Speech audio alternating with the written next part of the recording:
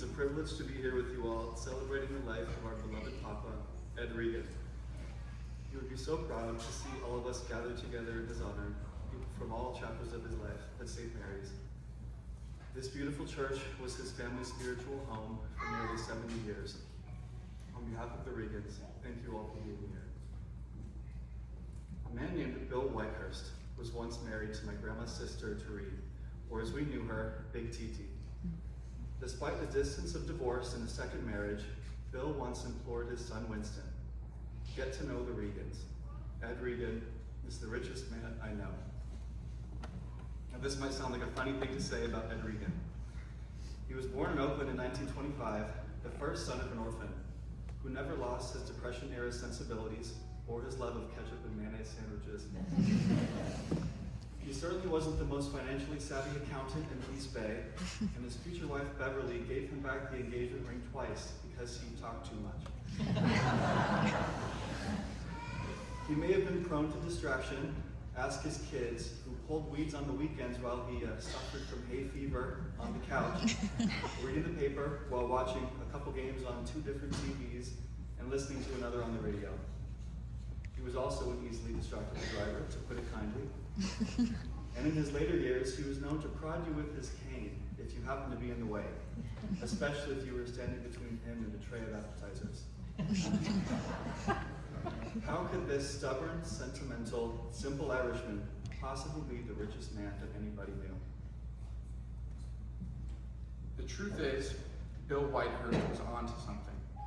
Papa's riches transcended this material realm and filled him with a persistence, passion, and reverence for existence that fueled nearly a century of life and love. It starts with family. Papa was rich in family. Papa's family started with Beverly. Ed and Beverly knew each other since grammar school. They reconnected years later, working at the post office during a busy holiday season. It wasn't until he needed a date for a party that Beverly's mother, Gami, nudged him to ask her out. 3 proposals and a change of heart later, they married. Through their sacramental vows, they modeled a marriage of unshakable devotion, lasting 72 years and beyond. 9 children, 41 grandchildren, and 31 great-grandchildren and counting later. The legacy of their marriage is history. Grandma and Papa had a remarkable ability to make each of us feel so special and loved, as if we were their first and only grandchild. Driving down McGuire Drive to their house was the best feeling. Grandma would be waiting out front in her pink velour tracksuit. Go to see us. Papa would be downstairs in his armchair in the family room. He does great Raider sweatshirt. Oh God, I said it in my sporting his gray Raider sweatshirt with the game on, calling out, "Hey, how are ya?" And before he made it through the front door. Grandma was known for preparing her cheese toast and frozen mochas. And Papa was known for following the decadent aroma upstairs to ask, "Hey, Grandma, can I get one of those too?" She'd reply, "I'm not your grandma, Ed." Heaven help you if you got up from the table with food still left on your plate. "Bring it here, will ya?" He looked at his tongue to her waist, and there was always room in his hollow leg for more. Their kitchen was the family hub. Over cinnamon toast or perhaps Neapolitan ice cream, we would converse. And Papa remembered everything. Your friends, your classes, where you lived these days, who you were dating, your job, even if you didn't quite understand what your job was. Through every life update, his face lit up with joy. Somehow, he always found the time to check in. If you received a call from an unknown number, it might be a spam caller, but odds are it was Papa.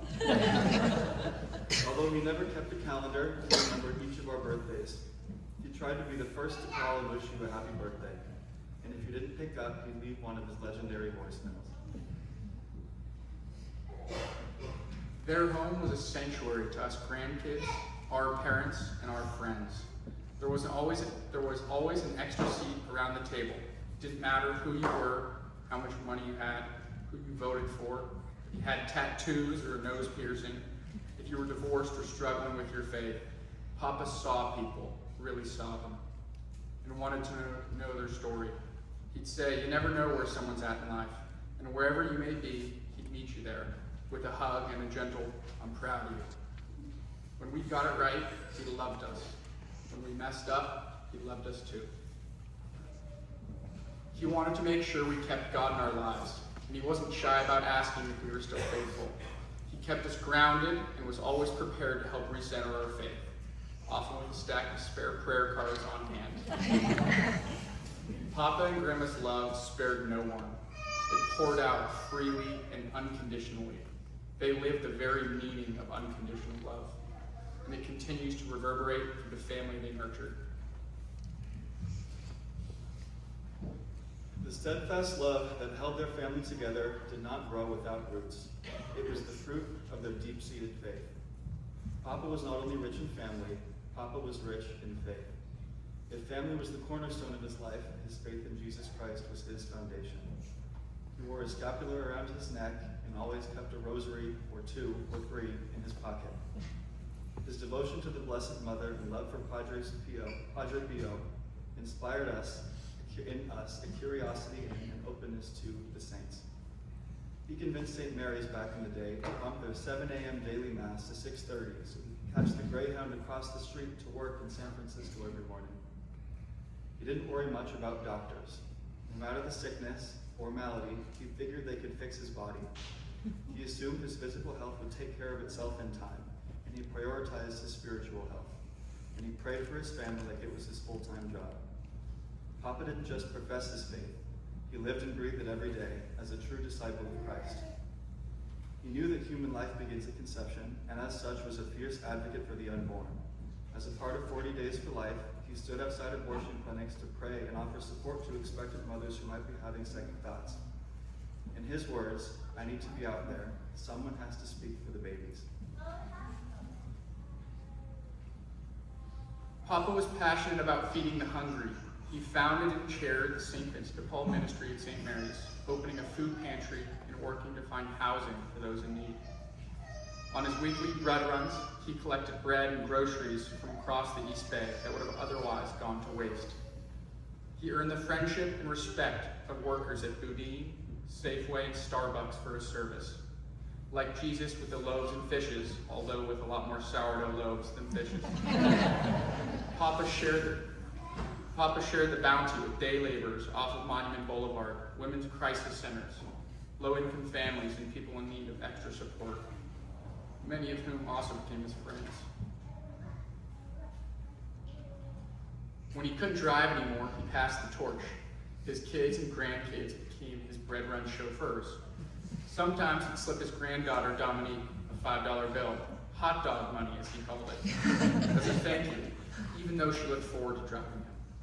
Papa showed us that even when you can't do it all, you can still show up. He continued to show up for this ministry until he was nearly 96. Papa's faith, steady, simple, and lived, was the quiet heartbeat of our family. Now, Papa himself was not very quiet. Very often he was the life of the party, and you didn't want a single moment of life to pass him by. He experienced a chronic case of what we like to call FOMO, the fear of missing out. Papa was rich in family, rich in faith, and yes, rich in FOMO. Despite the name, Papa's FOMO wasn't founded in fear. It was a fuel that kept him going.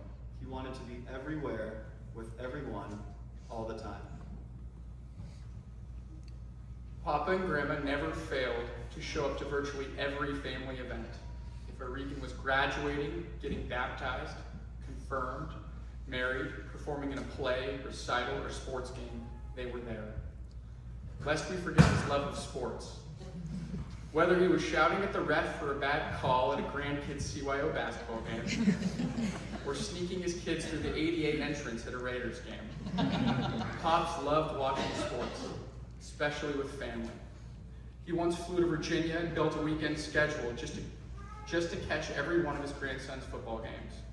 Eddie's on Friday night, Matt's at 7 a.m. Saturday, Greg's at 9, Chris's at 11, church on Sunday, and a Raiders game on TV before flying home.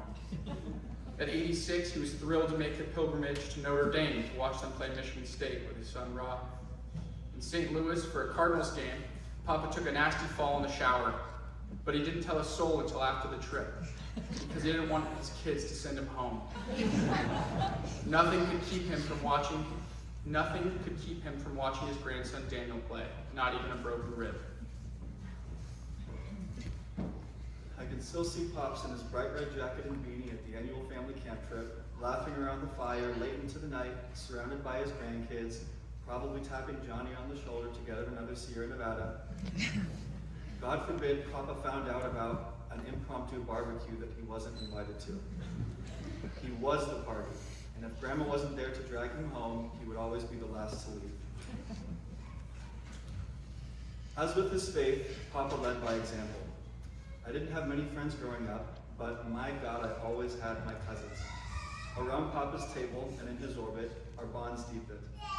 Whether it be begging our parents for a last-minute sleepover, flying across the world for a cousin's wedding, or a daily check-in to our infamous cousin group chat, we carry that same instinct, to show up, to be there for each other, to stay until the last song. Papa's phone was contagious, and we all caught it. Just 3 days before his passing, Papa was tearing up the dance floor at his grandson William's wedding, wheelchair and all, surrounded by family, beaming. He lasted well into the evening, a full 5 hours, although he was a little bummed the next morning to learn he'd been driven home before the late night after party. Perhaps Papa's FOMO was the secret to his long life. There was always one more milestone, one more family gathering. He refused to leave the table before finishing every last drop of wine from the bottle of life. Yesterday would have been his 100th birthday, and he was so excited to celebrate with everyone. But he finally tasted the last drop of wine. God called him home. Towards the end, he'd tell his kids, "I really miss Mom." I'd like to think his phone was finally redirected upward. God willing, we pray he's up there celebrating his 100th with a different crowd. Grandma, his parents, his son Dennis, and his family called home for him. We'll miss Papa dearly, but his death is not a tragedy. It's the conclusion of a full, rich life on earth and a peaceful passing into the next. A life that touched countless people, that showed us what it means to be faithful, and that left the world better than we found it. In the end, Bill Whitehurst may have been right. Ed Regan was the richest man in the world. Not only in his faith, family, and FOMO, but in unconditional love, in service, in presence. He shared those riches with every single one of us. So today, let's give thanks for the bread Papa shared, the faith he passed on, and the family he built. May the perpetual light shine upon Papa. Racine might say to close one of his beloved voicemails, and probably with tears in his eyes too. Anyways, I love you. Talk to you later. God bless you. God bless you, Papa.